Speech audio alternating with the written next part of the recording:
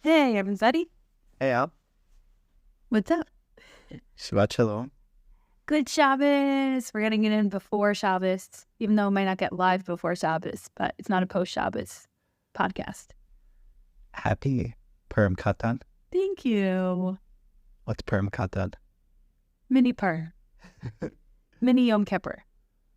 Okay. How is it mini Yom Kippur? How is it mini Purim? You tell me. You're the one that went to the amazing event at the Young Israel of the Upper West Side. I did go to a Purim Katan Seuda, a festive meal. Men only. What are you going to do? Make my own. It could have. Spite Purim Katan. Comes it.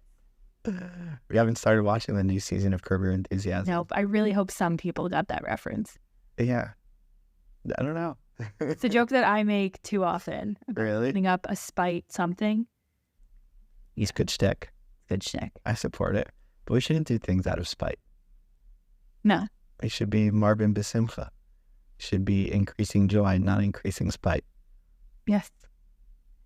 Luckily, we don't take life lessons from Larry David. I don't know. Are there any? I don't know how I feel about the chat and cut. I feel like that's a pretty. The chat and cut. Oh, the chat and cut. Yeah. How you don't know how you feel about it? You like it? I mean, I've chatted and cutted, and I've seen other people do it. Or did they just all let you in? Yeah, Because of your dimples. I think so.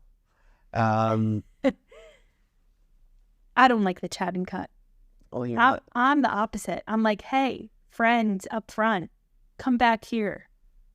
You're very anti-cutting. You're very pro waiting in line. Mm-hmm. Like, well, if the people in front of me are being slow and they're ordering slowly, then it really isn't stopping anyway. Maybe that's not the way the world works. It's the way Larry David works. Yeah.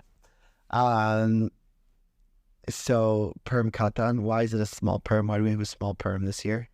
We're in a leap year. So we've got Adar Aleph, Adar Bet. So the major Purim is next month. Why did they choose next month over this month? Be very anticlimactic to just have nothing in the second Adar. And also it's very important that there's a connection between Purim and Pesach.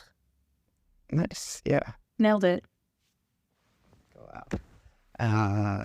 Yeah. So when it falls out that there's 2 months of Adar, we do it in the second one specifically so that it's connected to Pesach. But what is the connection between Purim and Pesach? Is there a connection between Purim and Pesach? There's got to be. Hadn't thought about it in a while. Definitely at least 11 months. What's the most obvious connection to you? Besides for the connection of, oh my gosh, I have so much food that then I have to get rid of right before Pesach, and it doesn't enable you to actually enjoy all of the mishloach manot that you got because it's got to go.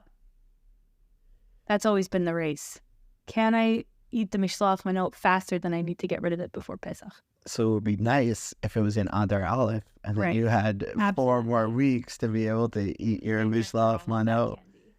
So maybe it's specifically a thing that like part of the mitzvah of getting mishloach manot is also throwing them out before Pesach. Must see. That's like a part of the fulfillment of the mitzvah. But there is an idea that 30 days before Pesach, we start preparing. We start eating matzah.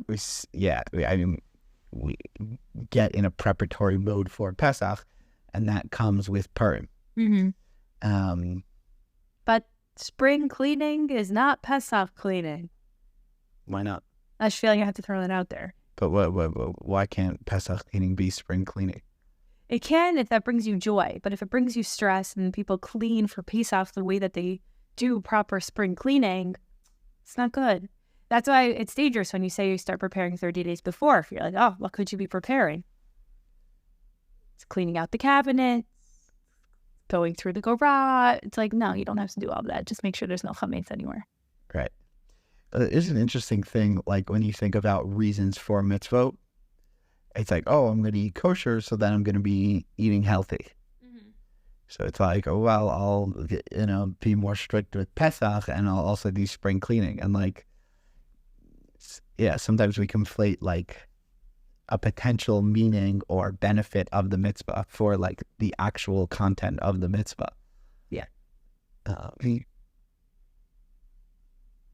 So Purim Katan. Mm-hmm. Tell me about it. And Purim in general connecting to Pesach. I feel like one idea is that Purim is this redemption of the Jews that's very hidden. Esther, hidden within the Megillah, within the story, and all happens in very natural ways. And Pesach is very in your face, big miracles, plagues, splitting of the sea. So there's some like two sides of a coin there of like the different ways that we're redeemed. I mean, that's interesting because I've always drawn that connection between Purim and Hanukkah, because with the miracles of Hanukkah, very in your face, right? The candles, supernatural. But is it even that in your face? Like if you think about Hanukkah, the candles, it only happened inside the Beit HaMikdash. It's like only the Kohen saw it. It wasn't in front of all of the people. So maybe touche. But the other concept that resonates more deeply when you think about the way that the miracles came about is the connection between the Grogger, which is associated with Purim, that we make noise when you say Hamana Rasha, boo, and you shake your Grogger. Great reenaction. Yeah, we got to get better podcast producing to get like those, sound effects like like look for the Grogger noise. Yeah, no, I like when you impersonate inanimate objects. You prefer my sound effects rather than like the real? I think so, yeah. Well, actually, so do you, because I'm a big fan of the Radio Lab podcast, and I was listening to it with Kevin, and they're stellar at inserting sound effects. Like that's their thing, that's their shtick.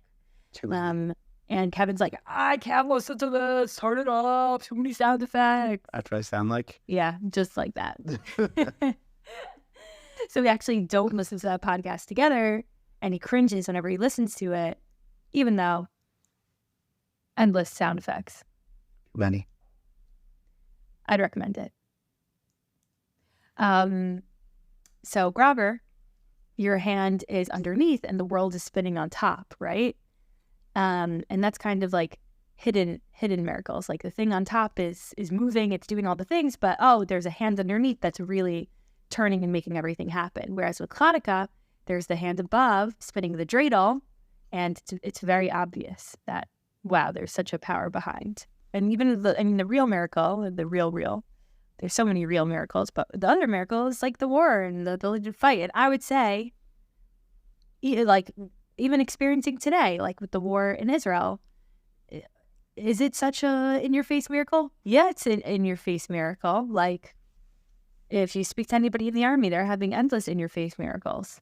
And, like, the fact that we have an army to protect ourselves as an in-your-face miracle. Right. Even though you could argue it's humans doing human things. It's like, no, this is supernatural. Yeah. Yesterday, Aiden and I were driving back from Gan, from her daycare.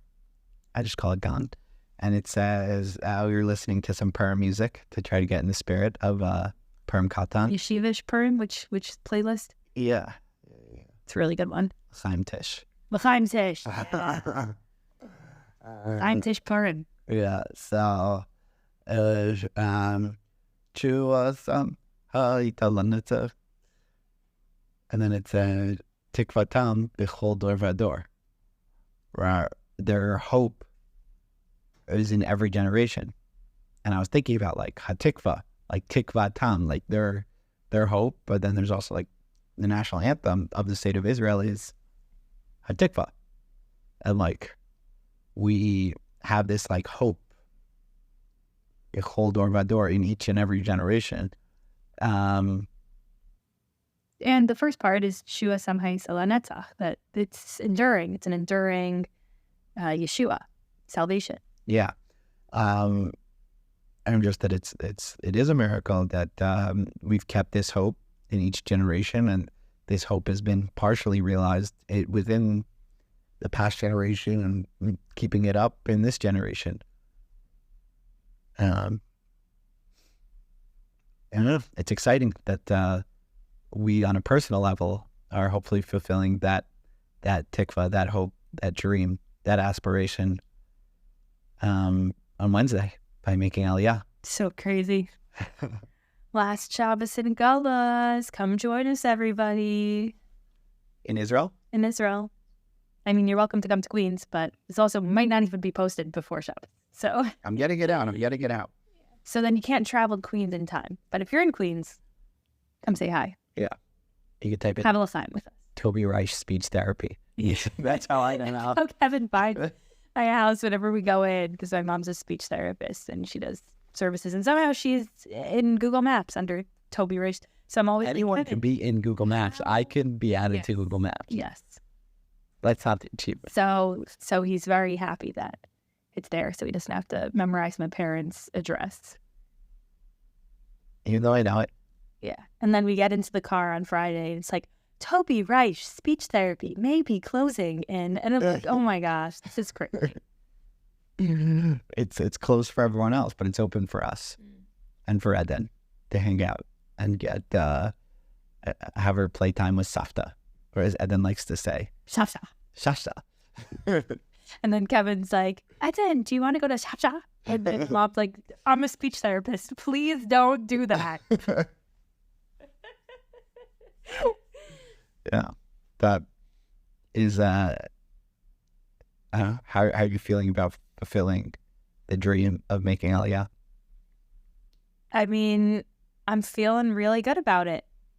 I think I'm feeling way better than I ever would have thought, because we've had so many false starts that it's like I've definitely had enough time to mentally prepare, and instead of just feeling thrown into it.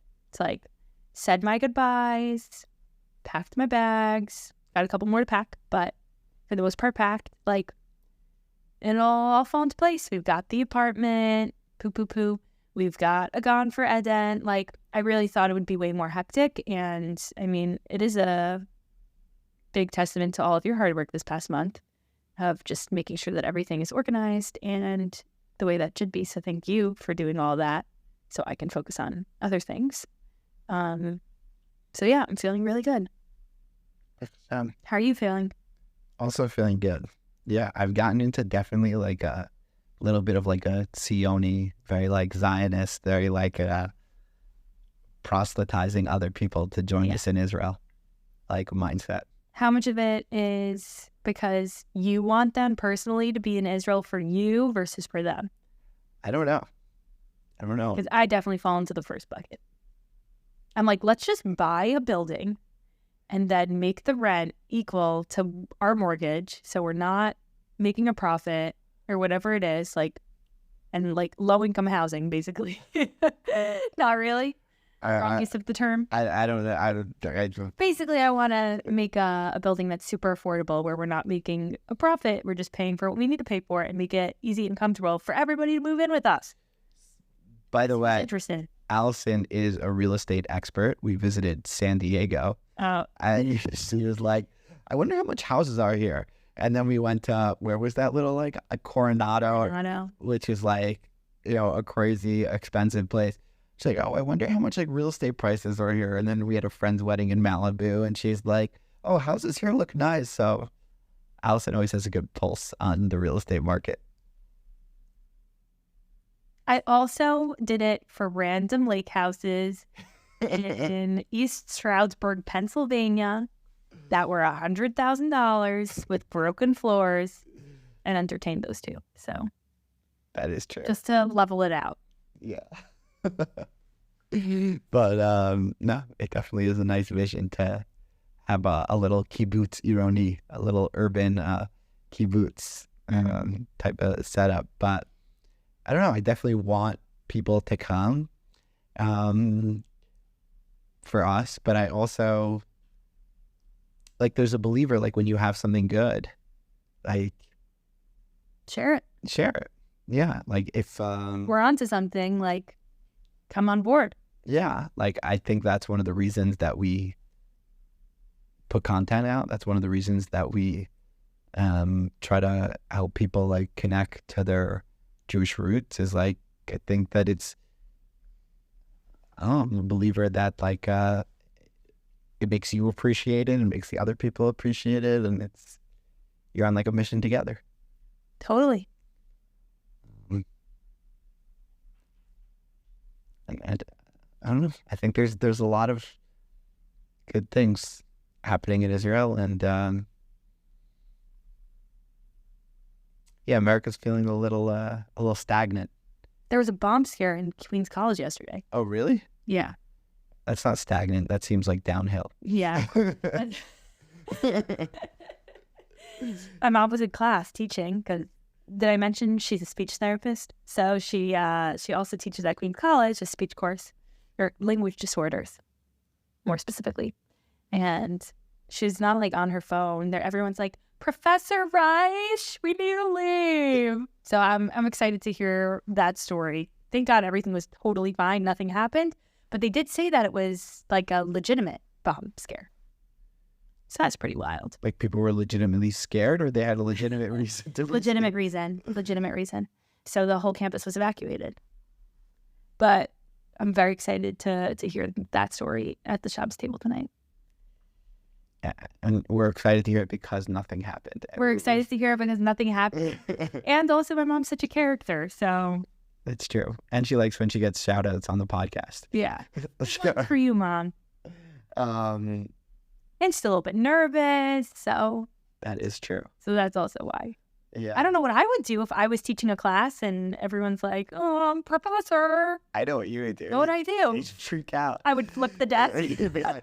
Everyone would get it out of there. It's done. I'll see you in a month. Yeah. Class is dismissed indefinitely. Yeah. Yeah, that's what I would do. Yeah. Raw mind forever. Yeah. Never coming back here. Yeah. Get like a security guard for your like the door of your classroom. Coming in like a bubble wrap suit the next day. You'd get a gun. I would get a gun. She'd be armed. I would get a gun. Yeah, so that's why I'm also extra excited to hear my mom's narrative on this, because listen, apple doesn't fall far. Yeah. That's all I gotta say. That's true.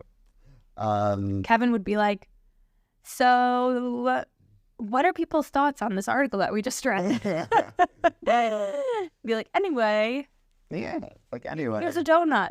Yeah. I brought in donuts anyway. We might as well enjoy them.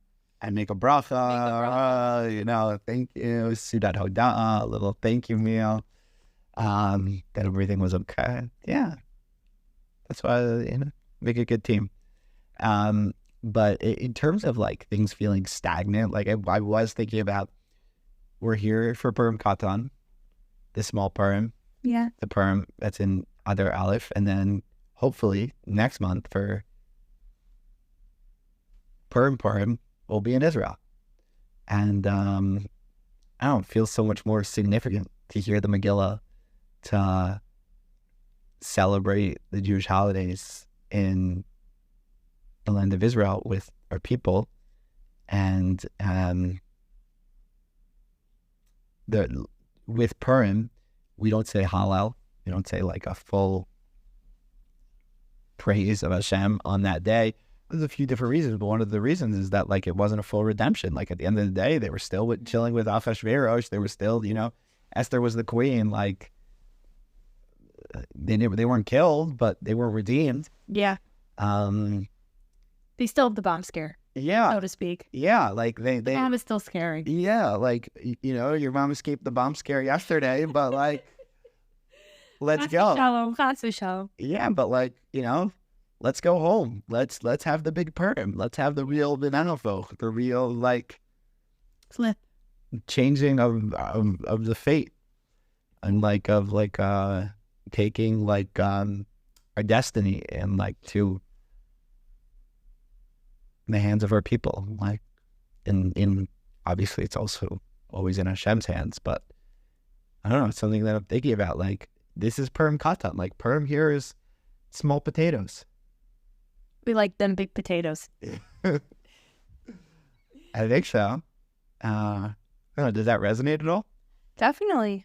I mean, part of me is like, well, like my whole practical like side is just like, well, technically we would have already moved to make sure that we were there for Purim, because then we won't be there for Pesach, and so that's where my head goes. But I do think it is beautiful that we're experiencing the contrast of Purim in America and Purim in Israel, back to back, and being there, being there for Pesach. Yeah, but there is something also about like specifically in America, specifically in New York City, doing Purim, doing. I mean, I think it's so cool. Like, that's something that I do find really interesting, and especially, for example, like Shabbos, I feel this a lot. It's like, for these moments in time, whether it's a holiday or a Shabbat or a bris, like our world stops and everybody else's world is just keeping on going. And like we are stopping, and we are recognizing our greater purpose, recognizing Hashem, recognizing that like life isn't just the go, go, go. Right. We create those pauses, those stops, those that sense of like whenever the 8th day is, maybe boys healthy, like we're making the bris. It doesn't matter if you have a big business meeting or that Saturday, like it's Shabbos. Yeah, and the contrast, I think, could be weird, right? Where you're just like, everybody else here is just doing all the other, they're all eating bread, but I'm eating matzah. Or it's like this, I'm doing something distinct and unique and impactful and meaningful. Whereas in Israel, hopefully there's a lot less bread that we see. Even though the bread, that they do have a ton of bread on Pesach, but it's all like they have great products. There are good products in Israel for gluten, but a lot of it's also because there's kidneyot in it. Right. But no, there is something to being countercultural in America. Counterculture. Mm-hmm. That's us. Yeah, but maybe we'll be countercultural in Tel Aviv. In what way? Just because Tel Aviv has like a less religious, a less traditional vibe to it. So yeah, we'll definitely be countercultural. Yeah. Yep. So, but no, it's also related to like last week's parsha and this week's parsha. Like last week being Truma of Vasuli Mikdash, that creating a tabernacle, creating like a holy space for Hashem, whether that be the land of Israel, whether that be synagogues around the world, to have those spaces where you can create that. It's difficult to do that in Times Square. It's possible, but it's easier to do it when you have like, okay, this is the place where I experience that sense of holiness. And then this week's parsha, Tetzaveh, talks about creating the different garments, and that also being another way to be countercultural by either the dress that we have on Shabbat, the dress that we have during the week, through wearing a kippah or dressing modestly, and that there is something to like, how do you create those countercultural holy spaces through literally designating or sanctifying space, or using modes of dress, or the way you walk around in the world. And it's also related to Purim also being a time where we dress up to try to express different parts of ourselves, or see how could we live in a different context, like in Israel. Too much of a push? I'm just still thinking about if I would actually get a gun. If I would.